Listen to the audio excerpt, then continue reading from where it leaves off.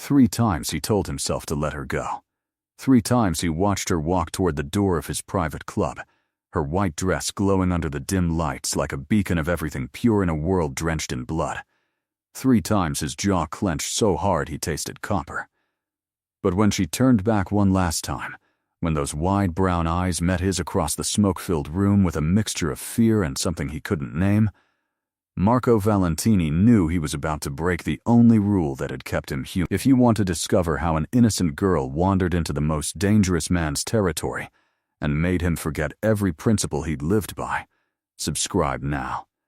Leave a like if you believe even the darkest hearts can still feel something real, and tell me in the comments where you're watching from.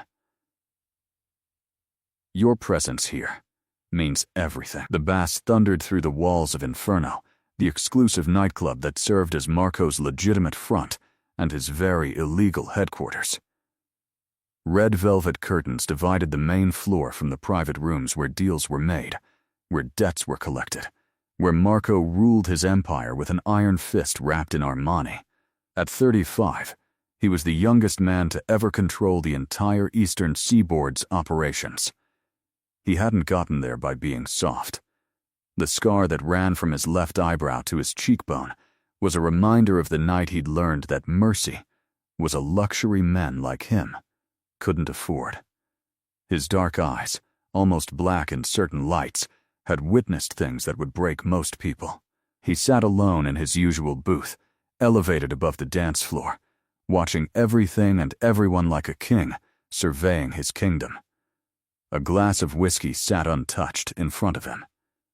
Marco didn't drink when he was working, and for him, every moment was work. Trust was earned in his world through blood and silence, and he trusted no one completely.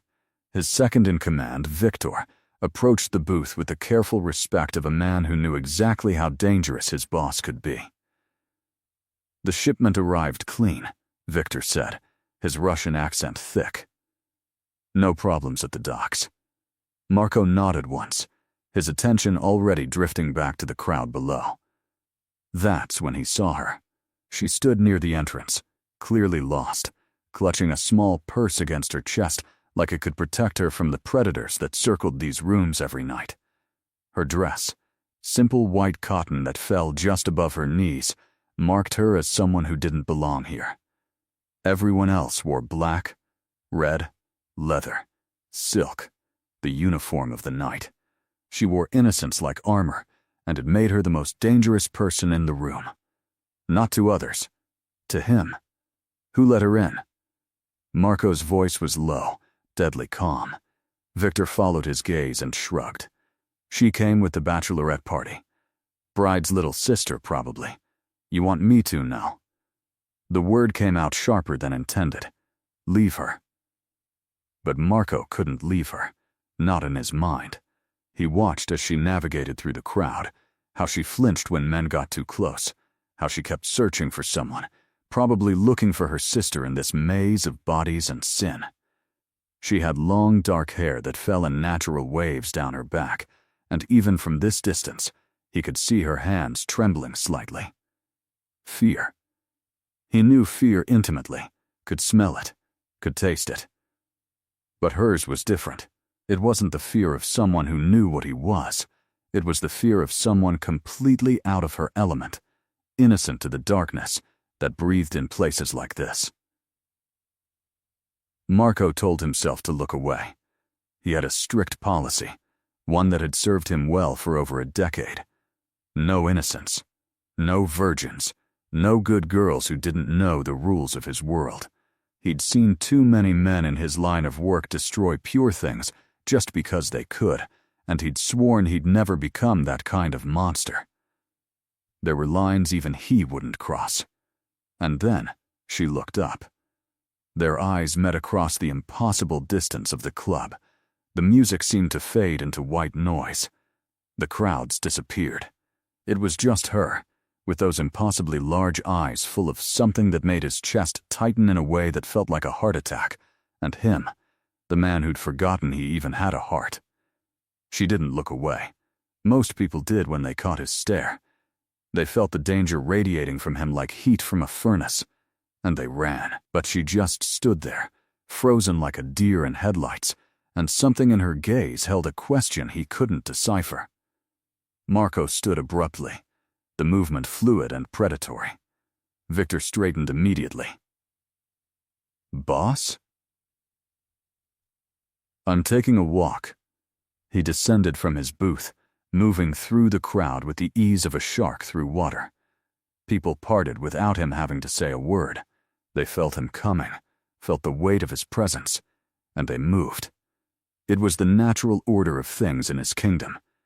She'd turned away by the time he reached the spot where she'd been standing, but he could track her white dress through the darkness like a spotlight. She was heading toward the back hallway, away from the main floor, probably looking for a bathroom or an exit. The back hallway was worse, more private, more dangerous. Marco quickened his pace, telling himself he was just making sure she didn't stumble into something that would get her hurt. It had nothing to do with the way his pulse had kicked up when their eyes met. Nothing to do with how her scent, something light and floral that had no business existing in a place that smelled like whiskey and expensive perfume and secrets, had somehow reached him even across the distance.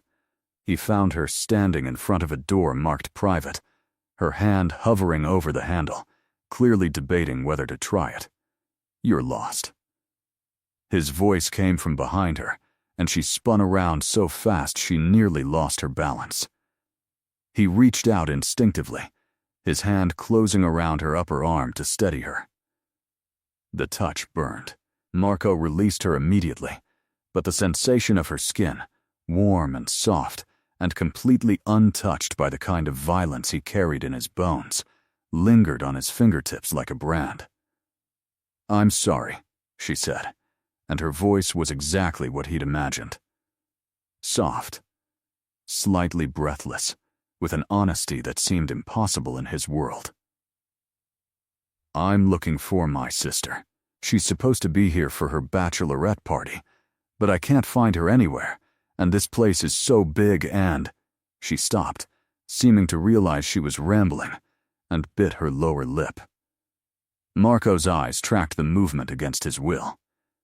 "Your sister's group is in the VIP section upstairs," he heard himself say, though he knew he should just point her in the right direction and walk away. "The hostess should have told you that when you arrived." "I think I missed her," she admitted, tucking a strand of hair behind her ear in a gesture so guileless it made something in his chest ache. "This is my first time in a place like this.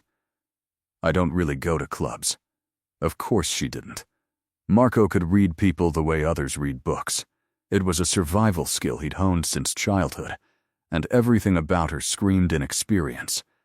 The way she stood, the way she held herself, the way she looked at him with curiosity instead of the calculated interest most women showed when they recognized power.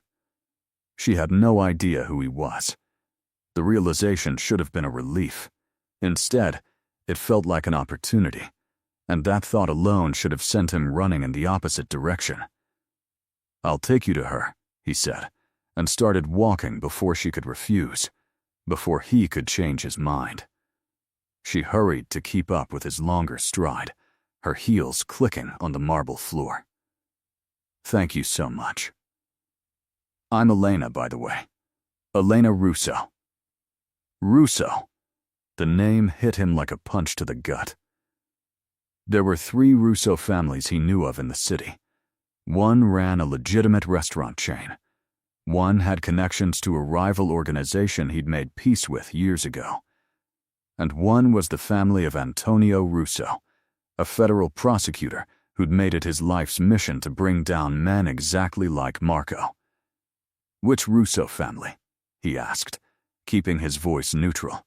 "The restaurant ones," she said with a small laugh. "My dad owns Russo's on 5th Avenue. "Do you know it?" He did. It was clean, no mob connections, no dirty money, just good food and an honest business. It figured that she'd come from the one Russo family that had nothing to do with his world. "I know it," he said simply, leading her up a private staircase that bypassed the main crowd. His hand hovered near the small of her back, not quite touching, but close enough that he could feel the heat radiating from her body. She smelled like vanilla, and something floral he couldn't name, and it was intoxicating in a way that expensive perfume had never been. The VIP section was quieter, more exclusive. Marco's personal territory.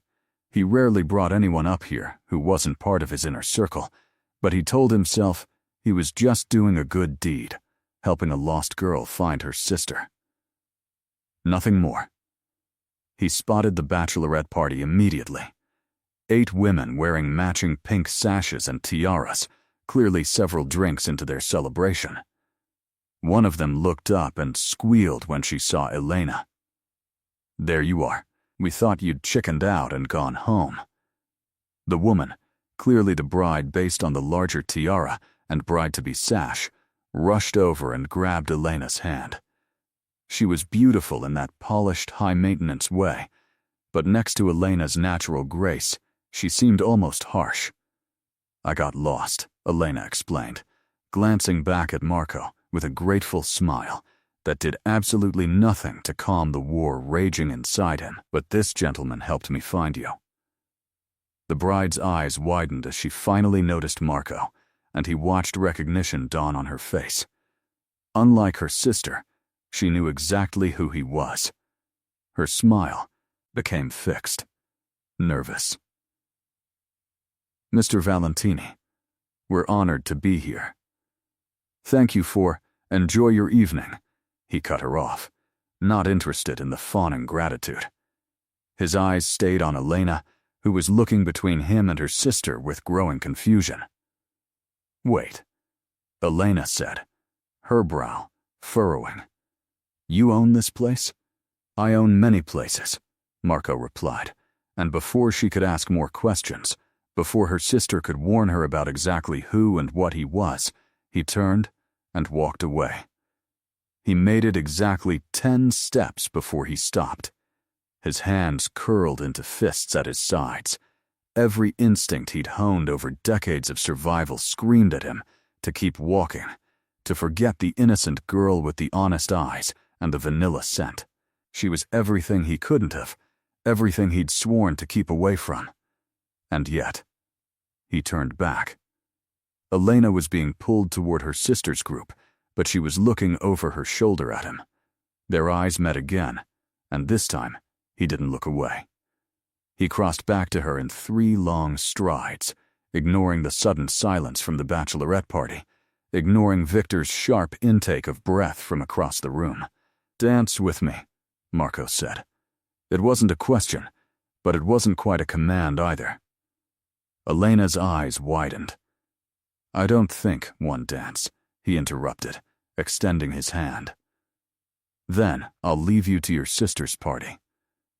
She shouldn't take his hand. He could see the hesitation in her eyes, the uncertainty, but he could also see curiosity there, and maybe, just maybe, the same inexplicable pull that was currently shredding his self-control into pieces.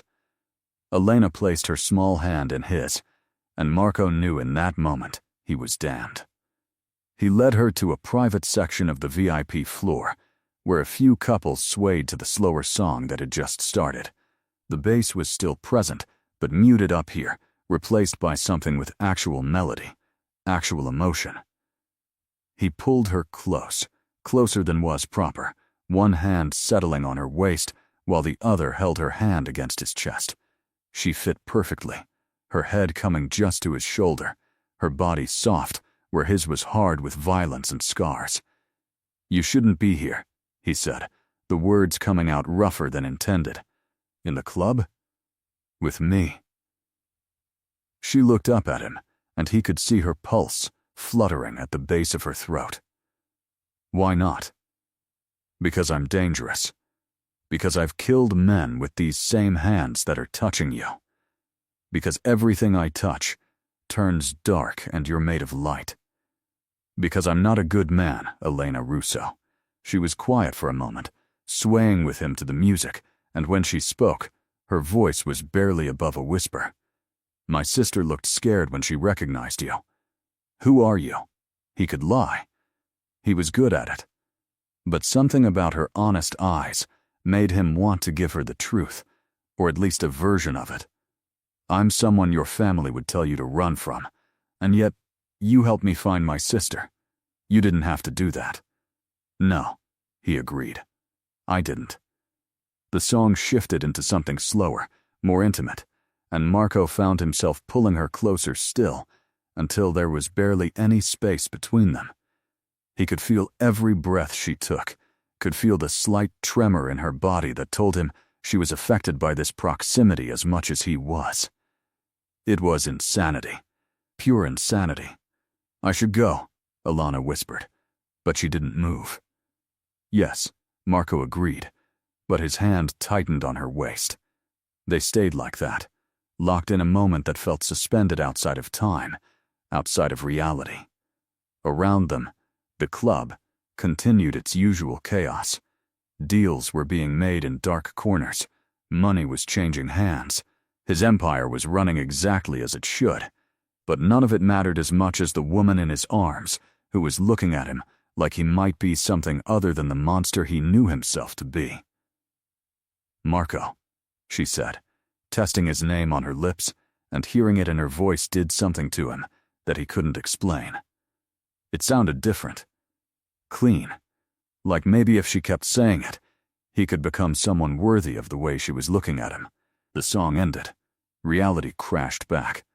Marco released her abruptly, stepping back and immediately missing her warmth. Go back to your sister, he said, his voice cold now, defensive walls slamming back into place. Forget this happened. He turned and walked away before she could respond, before he could do something stupid like ask for her number, like ask to see her again. Victor was waiting at the booth, his expression carefully neutral. That was interesting. It was nothing, Marco said, downing the whiskey he'd ignored earlier. Nothing, Victor repeated, but there was a knowing tone in his voice that made Marco want to hit him. The rest of the evening passed in a blur.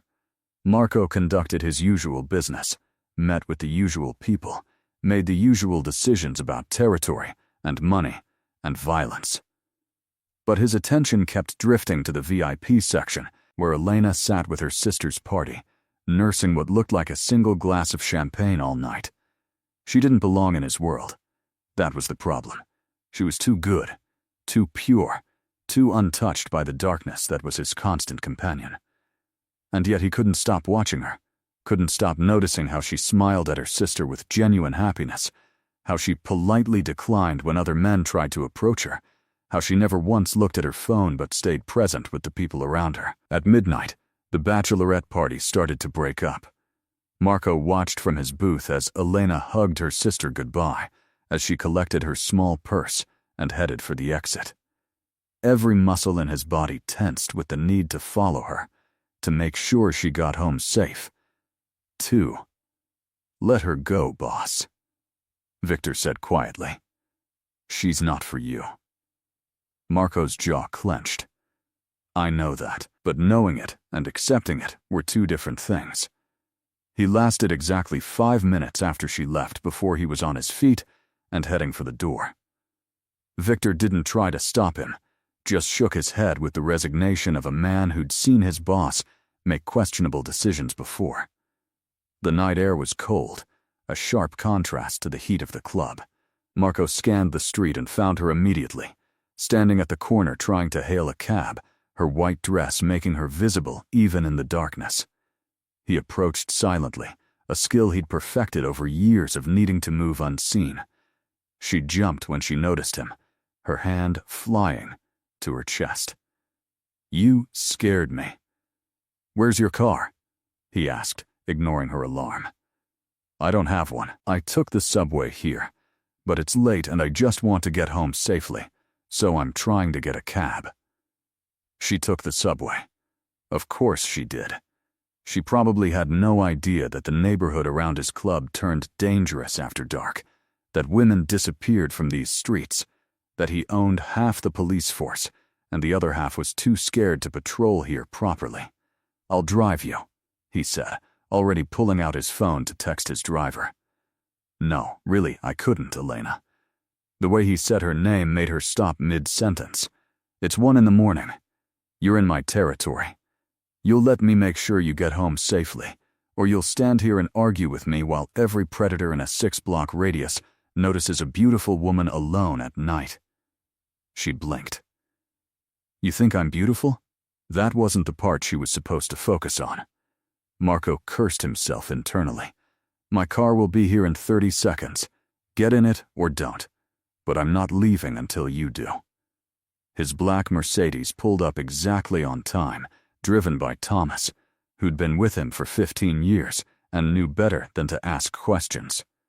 Marco opened the back door and waited. Elena hesitated for only a moment before sliding into the leather interior. He followed, keeping a careful distance between them even though every instinct screamed at him to pull her close again. Where do you live? She gave an address in a decent neighborhood, middle class, safe. The drive would take 20 minutes in light traffic. 20 minutes alone with her in the dark, confined space of his car. This was a mistake. Marco had made many mistakes in his life, had done things he could never take back, had crossed lines that damned him beyond redemption. But sitting next to Elena Russo in the back of his car, breathing in her vanilla scent while the city lights painted shadows across her face, felt like the biggest mistake of all. Because unlike his other mistakes, this one he wanted to keep making. Thank you for this, she said softly. You didn't have to. I know. They drove in silence for a few blocks. Marco watched the city pass by the tinted windows, tried to focus on anything other than how small she looked in the large seat, how vulnerable, how perfect. Can I ask you something? Her voice broke the silence. Marco turned to look at her. You can ask. Why did you ask me to dance? You clearly didn't want to. I could see it in your eyes, like you were fighting yourself. Perceptive. Too perceptive. I don't know, he admitted, because lying to her felt wrong in a way that lying to everyone else didn't. I saw you and I should have walked away. I have rules, Elena. Lines I don't cross. And you're on the other side of every single one of them. She turned to face him fully, tucking one leg under her in a gesture that was unconsciously intimate. What kind of rules? The kind that keep people safe. The kind that keep me from destroying innocent things. He watched her process this, saw the moment understanding dawned in her eyes. My sister called you Mr. Valentini. I looked you up while you were watching me from your booth. Marco's entire body tensed. And I found articles about legitimate businesses. Real estate. Import-export. A few charity foundations. She paused. But I also found the spaces between the words, the things they don't say, but imply. I'm not stupid, Marco. I know what you are. The fact that she'd used his first name, the fact that she was still sitting here after looking him up, after knowing what he was, did something dangerous to his carefully controlled emotions. Then you know you should stay away from me. I should, she agreed. But I'm still here. The car slowed to a stop at a red light. In the sudden stillness, the tension between them became almost unbearable. Marco could hear her breathing, could see her pulse racing at her throat. He could reach out right now, could touch her, could pull her into his lap and taste those lips that had been tempting him all night. Instead, he fisted his hands on his thighs and stared straight ahead. I don't do innocence, he said, his voice rough. I don't do sweet girls who believe in good things. I don't do virgins who blush when a man looks at them the wrong way. That's not my world, Elena. The silence that followed was deafening. When he finally looked at her, she was staring at him with wide eyes, a blush creeping up her neck. How did you? I can tell. He could. It was in the way she moved, the way she reacted to his proximity, the way she'd stiffened slightly when he'd pulled her close during their dance. It's written all over you. The innocence, the inexperience. You've never been touched by someone like me, and you never should be. Someone like you, she repeated. What does that mean? Someone who would ruin you. Marco turned to face her fully, letting her see the darkness in his eyes, the violence he carried in his bones. Someone who's done things you can't even imagine. Someone whose hands are stained with blood and sins you don't want to know about. Someone who would take your innocence and corrupt it, because that's what men like me do. Instead of recoiling, instead of asking Thomas to stop the car so she could run, Elena leaned closer. What if I don't want to be protected from you? Everything inside Marco went still. Elena, I'm 23 years old, she interrupted. I've spent my whole life being good, being safe, being the daughter my parents expected. I went to the right schools, I got the right degree, I'm working at my father's restaurant learning the business like I'm supposed to. I've never stepped out of line, never taken a risk, never done anything that wasn't carefully planned and approved. She took a breath, and he could see her gathering courage. And then I walked into your club tonight, and you looked at me like I was the only person in the room, like I mattered, like I was something worth crossing your own rules for. You don't know what you're saying. I know exactly what I'm saying. Her hand moved to his arm, and even through the expensive fabric of his suit, he could feel the heat of her touch. I know you're dangerous. I know you're probably everything my parents would tell me to run from. But when you touched me, when we danced, I felt more alive than I've ever felt in my entire carefully controlled life. Marco should move away, should put distance between them, should tell Thomas to drive faster and get her home where she'd be safe from him. Instead, he caught her wrist, his thumb pressing against her racing pulse. If I touch you, he said, his voice low and dangerous, I won't be gentle. I won't be the good man you deserve. I'll take everything you're offering and more, and I won't feel guilty about it until it's too late. Then don't be gentle, she whispered. Something snapped inside him. Marco pulled her across the seat and into his lap with a speed that made her gasp. His hand tangled in her hair, tilting her face up to his, their lips inches apart. Last chance, Elena. Tell me to stop. She stared at him with those wide, honest eyes, and he could see fear there, but also desire, also curiosity, also something that looked dangerously like trust. I don't want you to stop. He kissed her. It wasn't gentle. It wasn't sweet.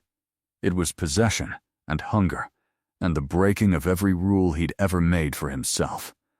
His mouth claimed hers with a intensity that should have scared her, but instead she melted against him, her hands fisting in his shirt as she tried to match his passion with her own inexperienced attempts. She tasted like champagne and innocence, and something uniquely her that made him want to devour her completely. Marco forced himself to slow down, to remember that she'd never done this before, that every touch was new territory for her. He gentled the kiss, teaching her with his lips and tongue how to move, how to respond. She was a quick learner, and when she tentatively touched her tongue to his, when she made a small sound of pleasure in the back of her throat, he nearly lost control completely. The car came to a stop. Marco pulled back, breathing hard, and realized they were in front of her building. A modest apartment complex in a safe neighborhood, the kind of place where families lived and children played in the courtyard, the kind of place he had no business being. Thomas was tactfully staring straight ahead, giving them privacy. Elena was still in Marco's lap, her lips swollen from his kiss, her eyes dazed, her hair mussed from his hands. She'd never looked more beautiful. She'd never been more dangerous to everything he'd built. I should go, she whispered, but made no move to leave. Marco's hands tightened on her waist. He should let her go, Should watch her walk into her building and never see her again. Should go back to his world of violence and power and carefully controlled interactions with women who knew the rules. What apartment? The question came out before he could stop it. 3B. Why? Give me your phone. She pulled it from her purse with trembling hands. Marco took it, programmed his private number into her contacts, and handed it back. If anyone bothers you, if you need anything, if you just want to talk, you call that number. Day or night, Elena. I'll answer. Marco, and if you're smart, he interrupted, finally releasing her and helping her slide off his lap and back onto the seat, you'll delete that number and forget you ever met me. You'll go back to your safe life and your good family, and you'll find some nice man who deserves you. She straightened her dress, gathered her purse, but her eyes never left his face. And if I'm not smart? He reached out and traced her swollen bottom lip with his thumb. Then, God help us both. Elena opened the car door but paused before getting out. I had fun tonight. Thank you for the dance, for the ride home, she gestured vaguely between them, for everything. Elena. She turned back. I meant what I said. I'm not a good man. If you call that number, if you let me into your life, I will consume you. I will take everything good and pure about you, and I will corrupt it because that's what I do. So be smart. Delete the number. She smiled, soft and knowing in a way that made her look older than her 23 years. Good night, Marco. He watched her walk into her building, watched until the lobby door closed behind her, watched until he saw a light come on in a third-floor window that he assumed was hers. Only then did he tell Thomas to drive. Home? Boss? Thomas asked. The office. I'm not sleeping tonight. How could he sleep when he could still taste her on his lips, still feel the softness of her body against his, still see the trust in her eyes when she told him she didn't want him to be gentle? Marco pulled out his own phone and sent a text to Victor. Background check on Elena Russo. Everything.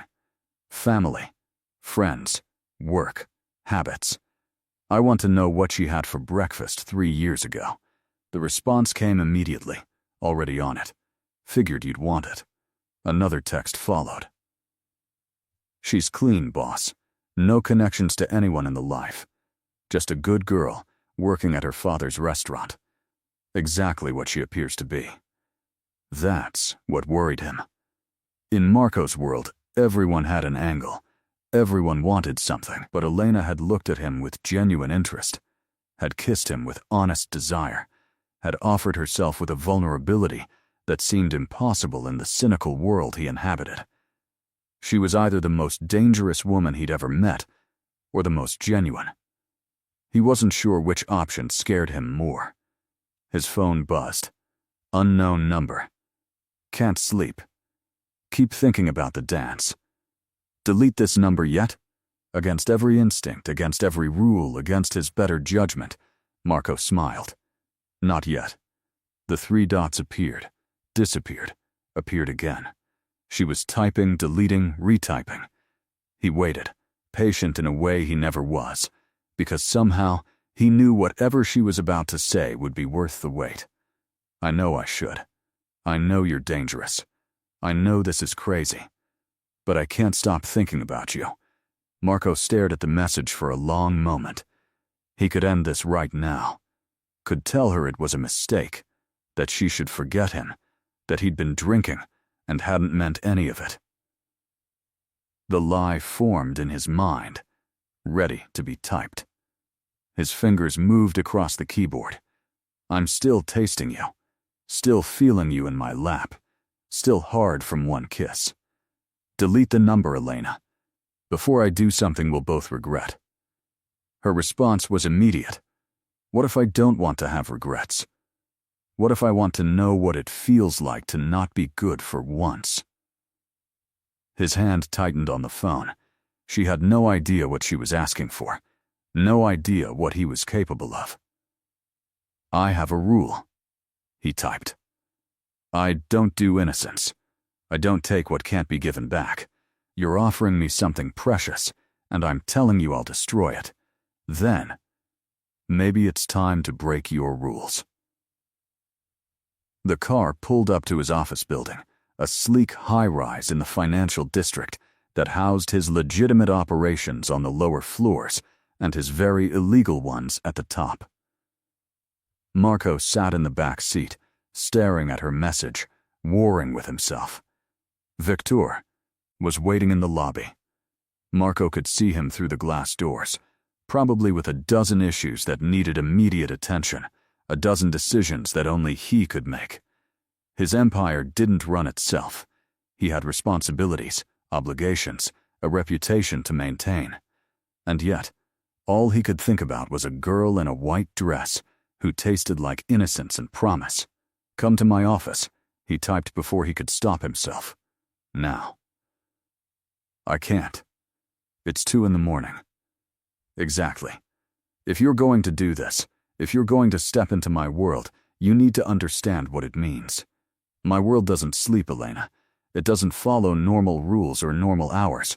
So if you want to know what it's like to not be good, get in a cab and come to me." Right now. The 3 dots appeared and disappeared for a full minute. Marco watched them, his heart rate elevated in a way it never was during actual dangerous situations. He'd faced down rival families, had been shot at, stabbed, betrayed by people he'd trusted. None of it had made his pulse race like waiting for this innocent girl to decide whether to walk into his darkness. Finally, a message appeared. "Send me the address." Marco sent his location, then immediately texted Victor. "Clear my private office. No interruptions unless the building is on fire." The response was instantaneous. "Boss, this is a bad idea." Marco ignored him and got out of the car. The elevator ride to the top floor felt like it took hours. His office occupied the entire penthouse level, with floor-to-ceiling windows that overlooked the city he'd conquered. The decor was all dark wood and leather, expensive and masculine, designed to intimidate anyone who walked in. Tonight, he wished it was softer, less threatening, more welcoming for a girl who was about to make the biggest mistake of her life. Victor was waiting by the elevator, his expression carefully neutral. "She's really coming? She's really coming. And you're really going to do this? Break your own rule?" Marco walked past him toward his private office. "I don't know. You never break your rules. You're the most disciplined man I know. That's why you're still alive, why you're in charge. Men who break their own rules end up dead or in prison." "I know." Marco poured himself 2 fingers of whiskey from the crystal decanter on his desk. This time, he drank it. "Then why?" "Because she looked at me like I could be something other than this," Marco interrupted, gesturing vaguely at the office, at himself, at the empire of blood and money he'd built. "Because when I kissed her, for 30 seconds I forgot what I am. And I want to feel that again, even if it's the stupidest thing I've ever done." Victor was quiet for a moment. "You're going to hurt her." "I know. She's going to change you. I know that too." The older man shook his head.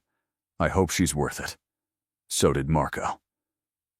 20 minutes later, the call came from building security. "Young woman here to see you, sir. Says her name is Elena Russo." "Send her up," Marco said, his voice steady even though his heart was pounding. He stood at the window, watching the city lights, trying to calm the chaos inside him. He heard the elevator ding, heard soft footsteps on the marble floor, heard her intake of breath when she saw him silhouetted against the glass. "You came," he said without turning around. "I almost didn't. I got in the cab, got out, got back in. The driver thought I was crazy. You are crazy. For being here. For texting me. For not running in the opposite direction the moment you learned my name." He turned to face her then, and his breath caught. She'd changed out of the white dress into jeans and a simple sweater, had her hair pulled back in a ponytail. She looked younger like this, more vulnerable, more real, and absolutely beautiful.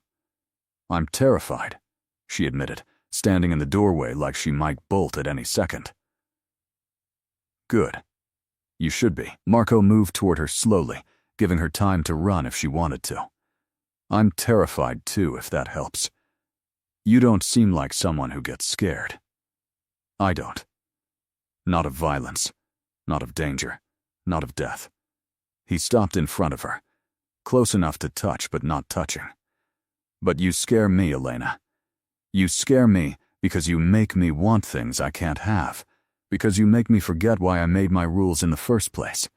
She looked up at him, and he could see her trembling slightly. "What rules? Don't get involved with Innocence. Don't bring pure things into my dirty world. Don't touch what I can't keep."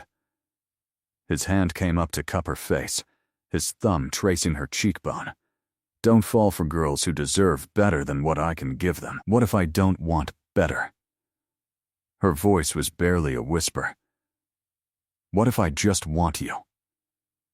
Marco's control, already frayed, snapped completely. He pulled her into his arms and kissed her the way he'd wanted to in the car, the way he'd been fantasizing about for the past hour. Deep and possessive and claiming. She kissed him back with enthusiasm that made up for her lack of skill, her hands sliding up his chest to loop around his neck. When he finally pulled back, they were both breathing hard. "I need you to understand something," he said, his forehead resting against hers. "If we do this, if I touch you the way I want to, there's no going back. You won't be the same person you were before. I will mark you, Elena. I will claim you. And I'm not a man who shares. I don't want you to share me," she breathed. "I don't want anyone else to touch me the way you do." His hands tightened on her waist. "You've never been touched at all, have you?" "Not really. Not the way I'm going to touch you." She shook her head, blushing. "I've kissed a few boys, but nothing more. I wanted to wait for." She stopped, seeming embarrassed. "For what?"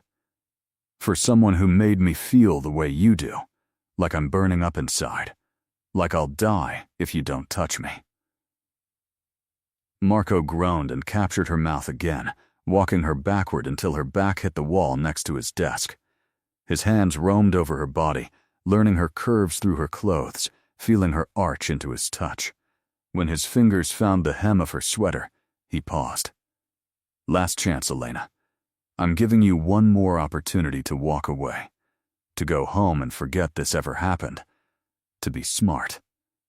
She grabbed his hand and placed it directly over her racing heart. "I don't want to be smart. I want to be yours." Something primitive and possessive roared to life inside him. "Mine." The word echoed through his mind like a prayer, like a curse, like a promise he had no right to make. He lifted her sweater over her head, revealing smooth skin and a simple white bra that somehow looked more erotic than the most expensive lingerie he'd ever seen. Because it was hers. Because it was innocent. Because in about 3 seconds, he was going to corrupt that innocence completely. "You're so beautiful," he murmured, trailing kisses down her neck, feeling her pulse jump under his lips. So perfect. So mine. His hands found the clasp of her bra, and he paused, giving her one more moment to change her mind. When she didn't protest, when instead she arched into him with a soft sound of need, he undid the clasp and let the fabric fall away. For a moment, he just looked at her. Memorized her. This moment when she was still pure, still untouched, still innocent. Because after tonight, she would belong to him in a way that could never be undone. "Marco," she whispered, her hands moving to cover herself, suddenly shy. He caught her wrists, pinned them gently above her head with one hand. "Don't hide from me. I want to see all of you. I want to watch your face when I touch you for the first time." He lowered his mouth to her breast, and the sound she made, surprise and pleasure and discovery all mixed together, nearly undid him completely. He'd been with countless women, beautiful women, experienced women, women who knew exactly how to please him. But none of them had ever responded to his touch with such honest, raw emotion. Elena wasn't performing. She wasn't trying to impress him or manipulate him. She was just feeling, experiencing, letting him see every reaction, every discovery, every moment of pleasure he gave her. It was the most erotic thing he'd ever witnessed. "Please," she gasped, though he doubted she even knew what she was begging for. "Please what, baby? Tell me what you need." "I don't know. Everything feels too much and not enough at the same time. I know what you need." Marco released her wrists and scooped her up, carrying her to the leather couch along the far wall. He laid her down carefully, like she was something precious, because she was. "But I'm going to take my time. I'm going to learn every inch of you. I'm going to teach you exactly how good I can make you feel." His hands went to the button of her jeans. "Lift your hips for me." She did, and he slid the denim down her legs, revealing simple white cotton panties that matched her bra. God, she was perfect, absolutely perfect. Marco knelt between her legs, running his hands up her thighs, watching her face as he got closer to where she needed him most. "Have you ever touched yourself, Elena? Ever made yourself come?" The blush that spread across her entire body was his answer. "It's okay," he murmured, hooking his fingers in the waistband of her panties. "I'm going to show you what you've been missing. I'm going to make you feel things you didn't know were possible. And you're going to let me, aren't you? You're going to lie here and take everything I give you." "Yes," she breathed. "Yes, Marco. Please." He pulled her panties down and off, and then she was completely bare before him, vulnerable and trusting, and his. All his. Marco took his time exploring her, using his hands and mouth to drive her higher and higher, teaching her body what pleasure really meant. He watched her face the whole time, memorizing every expression, every gasp, every moment of discovery. When she finally shattered, crying out his name in a voice that held wonder and pleasure and something that sounded dangerously like trust, Marco had never felt more powerful or more humbled in his entire life. She'd given him this. Given him her first time, her innocence, her trust, and in that moment, he knew he'd been right to be afraid of her. Because this innocent girl from the right side of the tracks had just destroyed every defense he'd ever built, had made him feel things he'd sworn he'd never feel, had made him want things he had no right to want. That was, she started, then stopped, seeming unable to find words. That was incredible. Is it always like that? Marco pulled her into his arms, held her close against his chest. No, baby. It's never like that.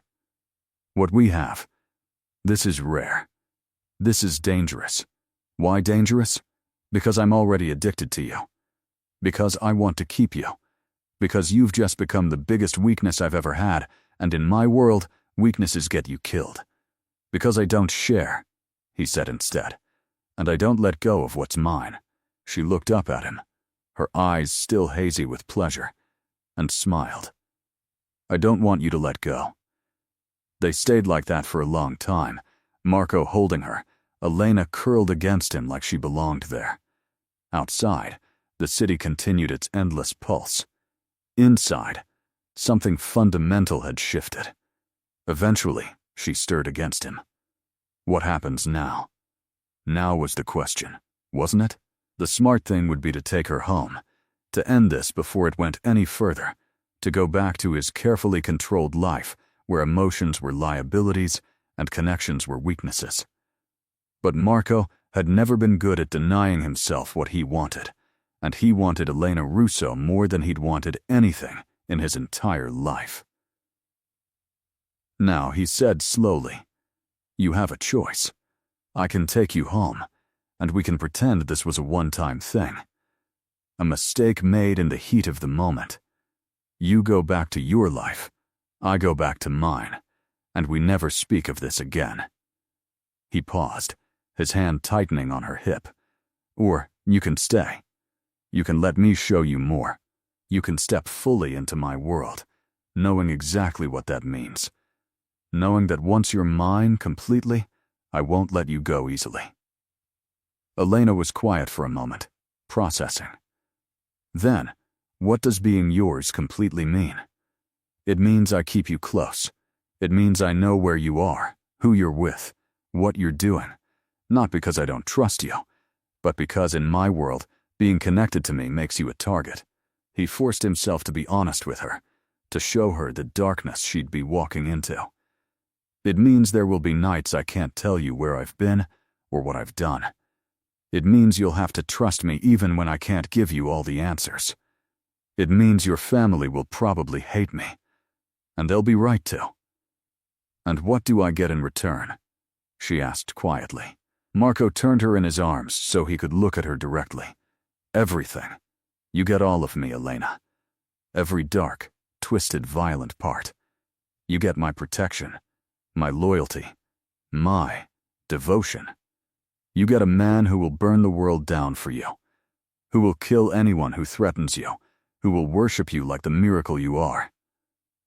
He cupped her face in his hands. "You get someone who sees you, really sees you, not just the good daughter or the helpful sister or the perfect girl everyone expects you to be. You get me, exactly as I am, and I'll take you exactly as you are." She searched his face for a long moment. "I'm scared." "You should be. This isn't a fairy tale, Elena. I'm not a good man who's going to be redeemed by your love. I'm going to keep being who I am, doing what I do. The only difference is, you'll be the one thing in my life that's untouched by the violence. You'll be my refuge, my reminder that good things still exist in this world. I want to stay," she whispered. "But I need you to promise me something. Anything. Don't lie to me.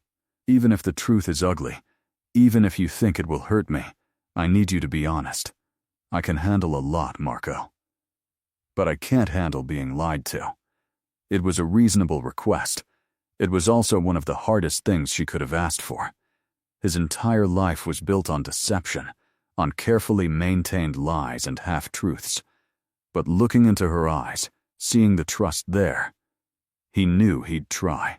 For her he'd try, I promise. No lies between us. Marco sealed the promise with a kiss, and then he showed her exactly what it meant to be his. He took his time, treating her body like sacred ground, like something precious that required reverence and care. And when he finally made her his completely, when he felt her tense and then relax as he pushed past that final barrier, when he saw a single tear slip down her cheek from the overwhelming intimacy of it all, Marco knew he was completely, irrevocably lost. She owned him now. This innocent girl who'd wandered into his club wearing a white dress had conquered him more thoroughly than any rival family, any law enforcement agency, any enemy he'd ever faced. Mine, he breathed against her lips as he moved inside her, as she gasped and clung to him and whispered his name like a prayer. Say it, Elena. Say you're mine. Yours, she gasped. I'm yours, Marco. Only yours. And in that moment, as their bodies moved together and the world fell away, Marco broke the only rule that had ever really mattered. He let someone in. He gave her the power to hurt him, to destroy him, to bring his entire empire crashing down, if she chose to. He made himself vulnerable. Later, as she slept in his arms on the couch, curled against him like she'd been doing it all her life, Marco stared at the ceiling and wondered what the hell he'd just done. His phone buzzed with messages from Victor, updates on business that needed his attention, decisions that needed to be made. He ignored all of it. For the first time in his adult life, Marco Valentini put something before his empire. He put her first. and that terrified him more than any bullet ever had. Elena stirred as dawn began to paint the sky in shades of pink and gold. She opened her eyes slowly, confusion crossing her face before memory returned. Marco watched her process where she was, what they'd done, saw the moment full awareness hit. "Good morning," he said softly. She turned to look at him, and he braced himself for regret, for shame, for the inevitable moment when she realized what she'd given up. Instead, she smiled. "Good morning," just that. No recrimination, no tears, no demands, just a simple greeting and a smile that made his chest ache. "How do you feel?" he asked, because he needed to know, needed to make sure he hadn't hurt her too badly. "Sore," she admitted, blushing, "but good. Really good." She paused. "Is it always like that? No. What we have, that level of connection, that intensity, that's rare, Elena. What you felt, what we created together, most people spend their whole lives searching for that and never finding it." She was quiet for a moment, tracing patterns on his chest. "My sister is going to kill me. I never came home last night. She's probably worried sick." Reality intruded, cold and unwelcome. Marco had been existing in a bubble with her, but outside this office, the world kept turning. Her family would be worried. Her life was waiting. And he had responsibilities that couldn't be ignored forever. "I'll have Thomas take you home," he said, even though every instinct screamed at him to keep her here, to never let her leave. "But Elena, we need to talk about what happens next." She sat up, pulling his shirt over her naked body in a gesture that was unconsciously trusting. "Okay. Your family can't know about me. Not the real me. As far as they're concerned, if they ask, you met someone who works in real estate. Nothing more. You want me to lie to them?" There was hurt in her voice. "I want you safe.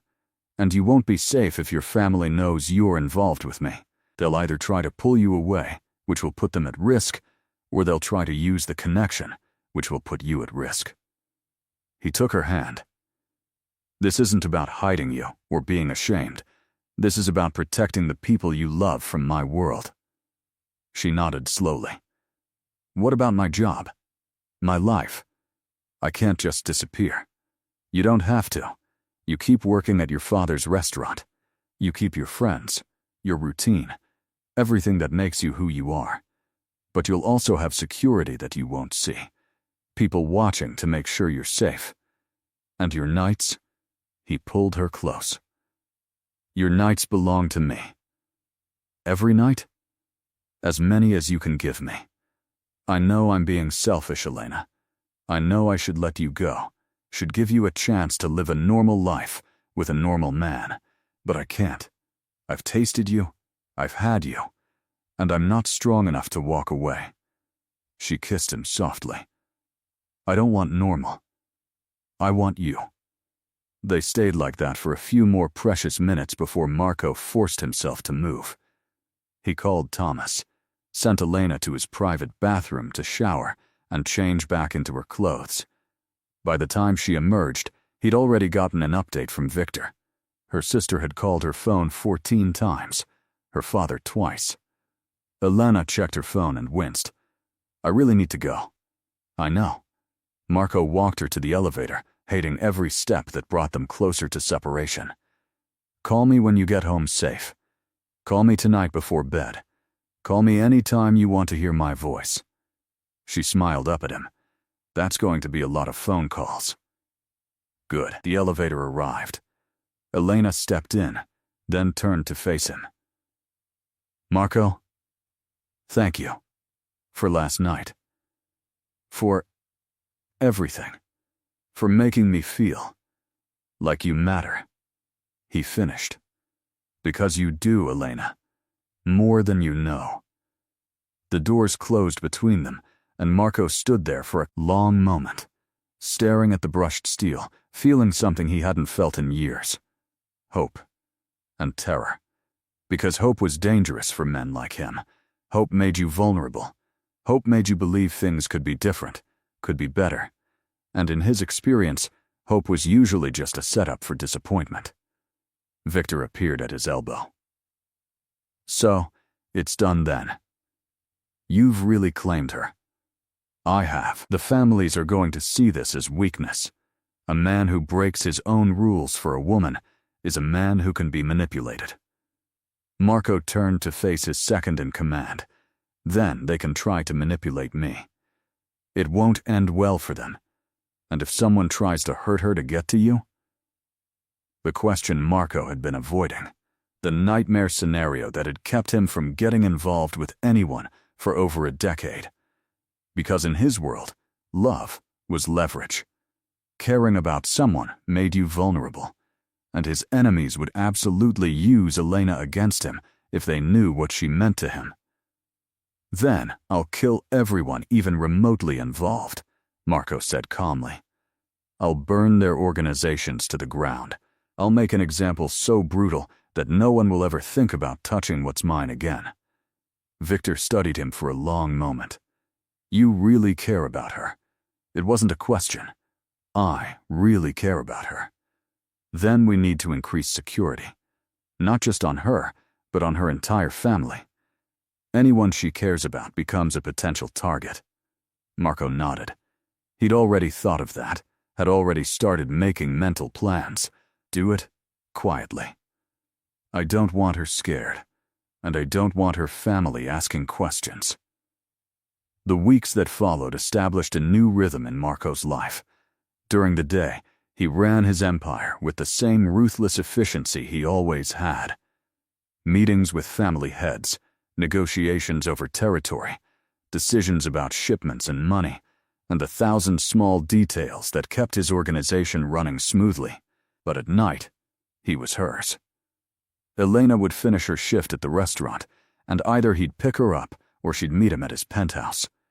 They'd have dinner together, usually something she cooked, because she claimed his kitchen was wasted on a man who only knew how to make coffee. They'd talk about her day, about the customers at the restaurant, about her dreams of maybe opening her own place someday, and he'd listen, genuinely interested in the mundane details of her life, this normal world that was so foreign to him. Then he'd take her to bed and worship her body for hours, teaching her new ways to experience pleasure, learning what made her gasp, what made her moan, what made her scream his name. She was an eager student, and watching her confidence grow, watching her discover her own sensuality, was almost as satisfying as the physical pleasure. Almost. She started keeping clothes at his place.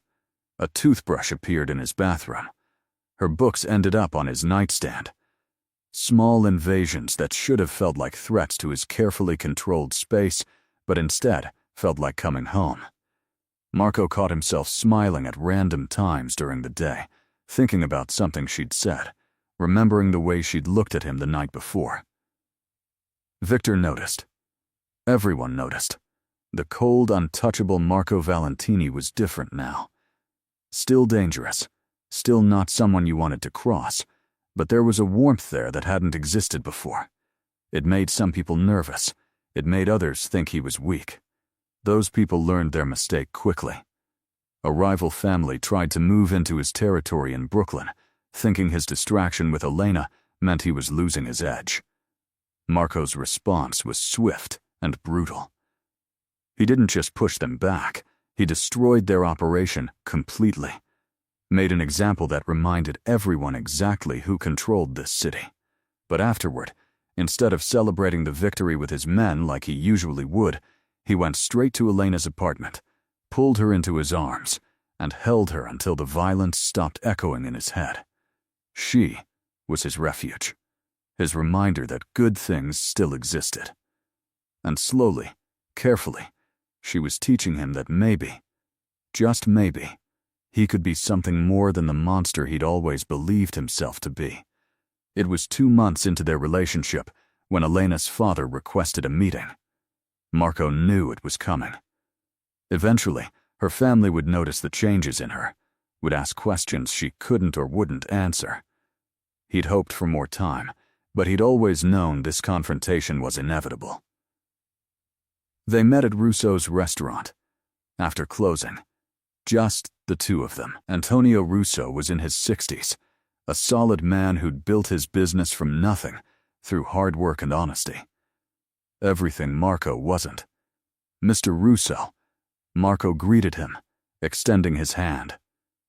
Antonio shook it, his grip firm, his eyes assessing. Mr. Valentini. Please, sit. They sat across from each other at a corner table. Antonio poured them both wine from a bottle he'd brought from his personal collection. My daughter tells me you work in real estate. I do. It wasn't a lie. He owned half the commercial property in the city. She also tells me you're a good man. That was a lie, but Marco didn't correct it. Antonio took a sip of his wine.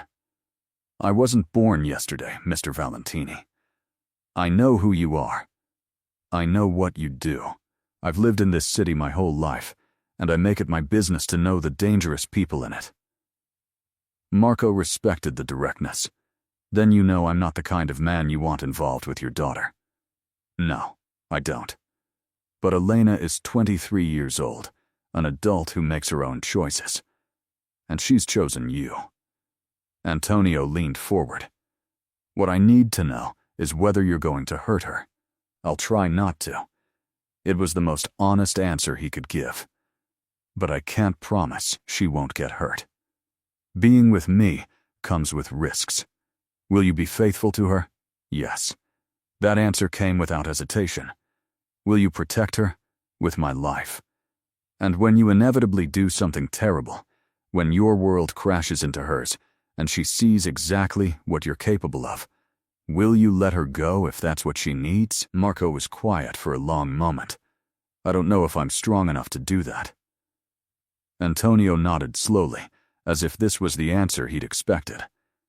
At least you're honest. He refilled both their glasses. I love my daughter, Mr. Valentini. She's my youngest, my baby. And I want her to be happy. If you make her happy, if you treat her with respect and keep her safe, then I won't stand in your way. But the moment you hurt her, the moment I see tears in her eyes because of you, you and I will have a very different conversation. It was a reasonable position, and Marco respected it. Understood. They talked for another hour, circling around the reality of what Marco was, what it meant for Elena to be involved with him. Antonio was no fool. He knew the dangers, knew that his daughter had stepped into a world that could destroy her. But he also knew his daughter, knew that she'd made her choice with open eyes. When Marco finally left the restaurant, he felt something unexpected. Not acceptance exactly, but understanding. Antonio Russo would never approve of his daughter being with a man like Marco, but he respected Elena's autonomy enough to let her make her own mistakes. If only it were that simple with everyone else. The problem came 3 months into their relationship, at a gathering of the 5 families. These meetings happened quarterly, a necessary evil to maintain the fragile peace between the various organizations that divided the city. Marco usually attended alone, made his reports, handled any disputes, and left. This time, Carlo Benedetti, head of the Benedetti family and Marco's biggest rival, had brought his daughter. Isabella Benedetti was beautiful in a calculated way, with the kind of polish that came from expensive schools and extensive grooming. She'd been trying to get Marco's attention for years, seeing a marriage alliance between their families as the ultimate power move. Marco had always refused, until she walked up to him at the meeting, her smile sharp as a knife. Marco. Darling, I heard an interesting rumor about you. He didn't like her tone. I don't deal in rumors, Isabella. Oh, but this one is particularly delicious. They say the great Marco Valentini has a weakness now, a little girlfriend from the right side of the tracks. How quaint. Every muscle in Marco's body tensed. Careful, Isabella. I'm just curious. Does she know what you do? Does she know about the blood on your hands, the bodies you've buried, the lives you've destroyed? Isabella moved closer, her voice dropping to a whisper that still carried to the other families watching avidly. Or are you lying to her, pretending to be something you're not? What I do with my personal life is none of your concern. It is when it affects all of us. A distracted leader is a weak leader, Marco. And weakness in one family threatens us all. She paused. Perhaps someone should help you see that. Perhaps someone should pay your little girlfriend a visit, explain to her exactly who and what you are. Marco had her against the wall before anyone could blink, his hand around her throat, applying just enough pressure to make his point without actually harming her. The room went silent. You will never go near her, he said, his voice deadly calm. You will never speak about her. You will never even think about her. Because if you do, if you even breathe in her direction, I will forget about the peace between our families. I will forget about the agreements and the treaties and the careful balance we've maintained. I will come for you, Isabella, and when I'm done, there won't be enough left of the Benedetti family to fill a matchbox. Carlo Benedetti surged to his feet. You threaten my daughter? Marco released Isabella and turned to face Carlo. I'm making a promise. Your daughter just threatened someone under my protection. That's an act of war, Carlo. The only reason she's still breathing is out of respect for the peace. But that respect has limits. The room erupted in arguments, families taking sides, old alliances being tested. Marco stood in the center of it all, unmoved, his message clear. Elena was untouchable. Anyone who tried to use her against him would face consequences that would make their worst nightmares seem pleasant. Victor appeared at his side. Boss. We should go. He was right. Marco had made his point. Staying longer would only escalate things. But as he left the meeting, he knew everything had changed. He'd just declared to every powerful family in the city that Elena Russo was his weakness, his vulnerability, the one thing that could make him lose control. He'd painted a target on her back, the size of Manhattan. The thought made his blood run cold. That night, he went to her apartment instead of waiting for her to come to him. When she opened the door, surprised to see him, he pulled her into his arms and just held her. Marco? What's wrong? Everything. Nothing. He'd just made the biggest tactical error of his life by letting his emotions override his strategy. He should have denied the relationship, should have pretended she meant nothing to him. Instead, he'd claimed her publicly, marked her as his in front of everyone who might want to hurt him. I need you to be more careful, he said, pulling back to look at her. I need you to let the security team do their job. I need you to check in with me more often, to let me know where you are. Fear flickered in her eyes. What happened? He couldn't lie to her. He'd promised. Someone threatened you today. I handled it. But Elena, you need to understand that being with me makes you a target. There are people who would hurt you just to get to me. She was quiet for a moment, processing. Then, do you want me to leave? To end this so I'm safe? No. The word came out fierce, almost violent. I'm selfish enough to want to keep you, even knowing the risk, but I need you to be smart about it. I need you to trust me when I tell you something is dangerous. I trust you, she said simply, and the faith in her voice nearly broke him.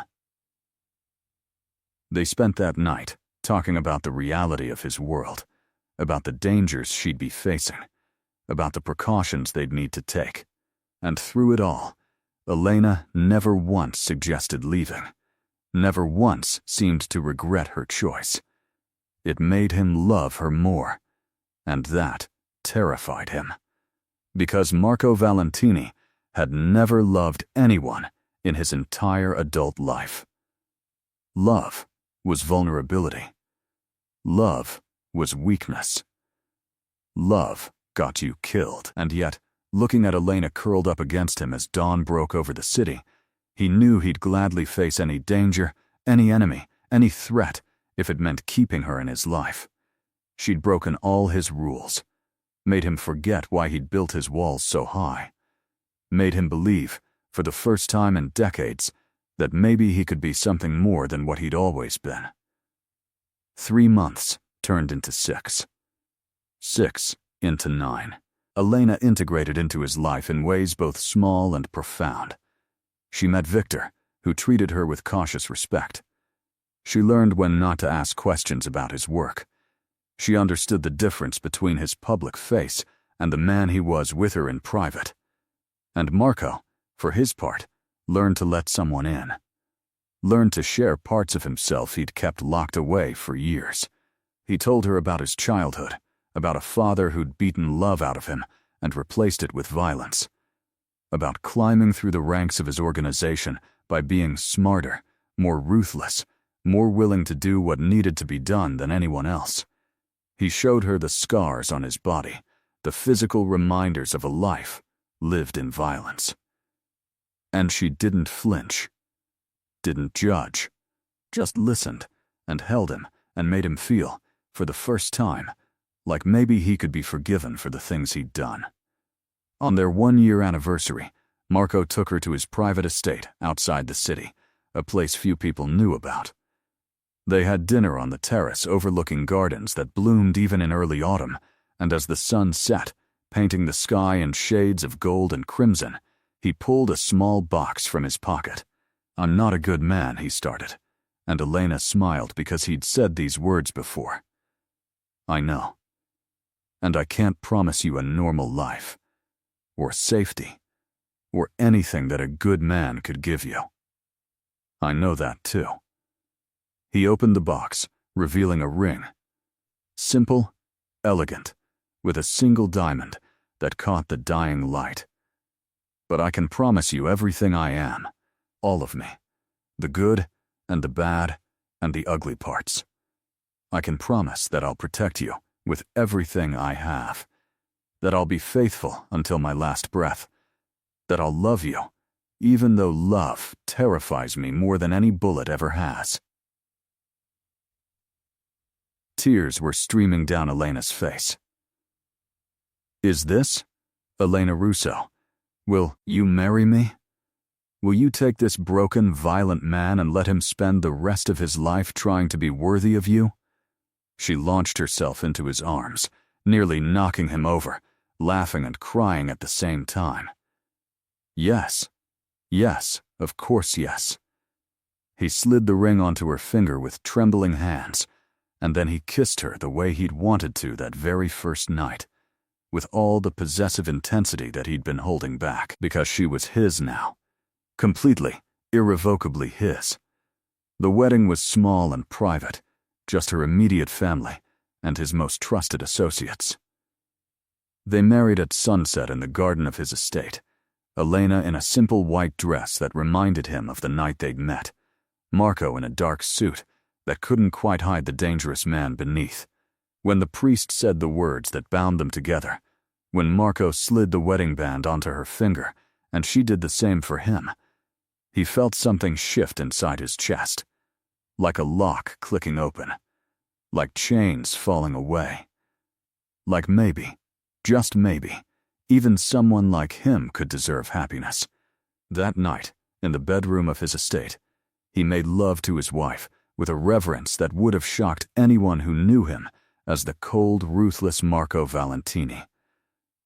But with her, he could be soft. With her, he could be vulnerable. With her, he could be the man he'd always wanted to be, but never thought he could become. And as she fell asleep in his arms, her wedding ring catching the moonlight, Marco made a silent vow. He would keep her safe.